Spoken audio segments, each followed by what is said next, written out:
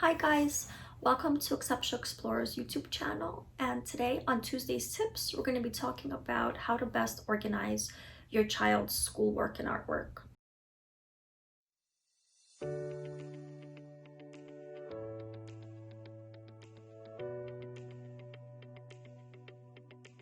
So I personally have a 3-year-old and a 5-year-old, and even at this young age, or especially at this young age, they came home with a lot of stuff. I think this was even more magnified with the pandemic, and personally my older child who just started kindergarten is on a hybrid schedule, and so I feel like that kind of quadruples the amount of materials that are going back and forth between the home and the school, and it can really truly get overwhelming and kind of seem like an impossible task to organize all of these papers and all these graded work and all of the materials that are necessary for which day, and it's just a lot. So I wanted to talk to you guys a little bit about some strategies that maybe you'll find useful. I know implementing these kind of things don't tend to be the hardest part because we're all very much creatures of habit. So I think the key is to just take a few minutes in your day to really plan out how this is all going to work and which tips would work for your family, which wouldn't. So I think the key from the very beginning is to go through your child's backpack with your child daily, so that there's not this habit of accumulation of papers, right, that are kind of forgotten about. So every day after school, it takes a minute or two to take everything out, to find, what's necessary, what's not, and right at that moment, not be afraid to throw out certain things that you don't need, because don't let the guilt get you. Let's face it, if we kept every single piece of paper that our children ever brought home, we would be covered immediately, right, within a week. So, and it's okay to do that with your child. I think it also teaches them that you can't keep everything, right? And certain things are really special to us and they're perfectly okay to keep, and certain things that they don't really care about and maybe they don't need is okay to throw out. And that just sets a good habit, that it holds them accountable for going through their own stuff. The second thing that I like to do is to create a designated place. So ideally, right, you have a holding area for some papers, right? And that holding area can be a bin, or I really like those utility carts that you can find anywhere online or in most convenience stores. And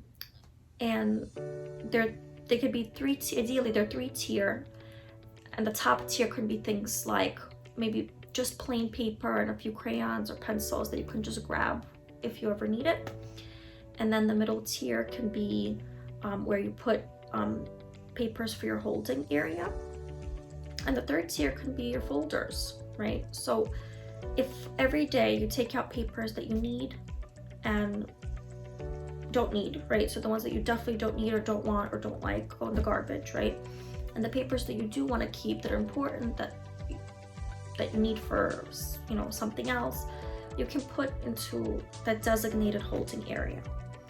The next step to this is to find a time weekly where it's convenient for you to really sit down with your child and go through each piece of paper, each piece of work, and figure out where they go in which designated folder. So whatever folders they have that they take to school, they should have a second set at home, so they could transfer those papers from completed work at school, so it doesn't get overfull, into those folders inside the home. I know that a lot of people by the end of the school year have full bins, and that's when, again, you do another kind of process where you look through each piece of paper and you really keep only the highlights.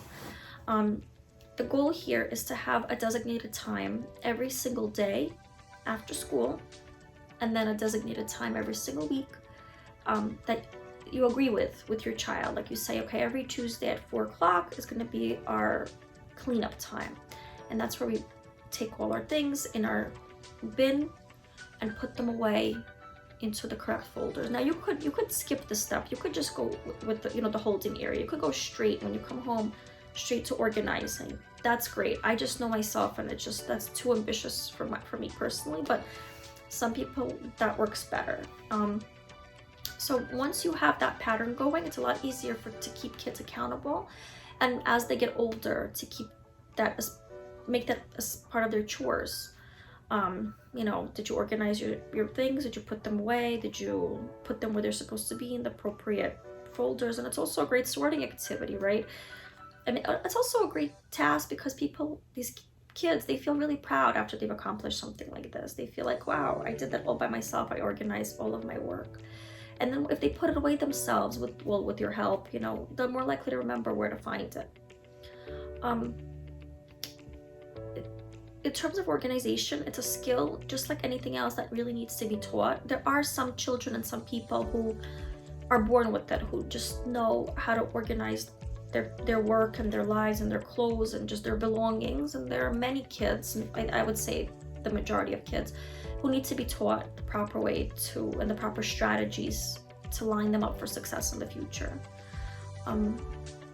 So if you have those habits from early age, from like kindergarten, it's much easier to carry over year after year and into the future.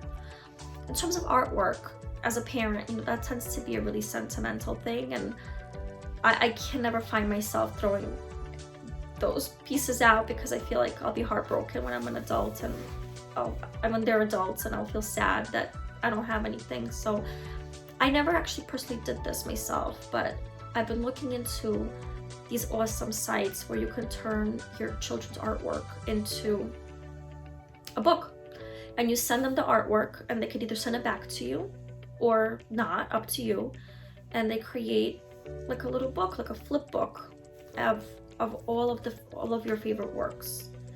And you can have it as a keepsake. You can keep it to parents, like as a gift. You can keep it for the kids to look through, you know, and feel proud of their own work. So that's an idea.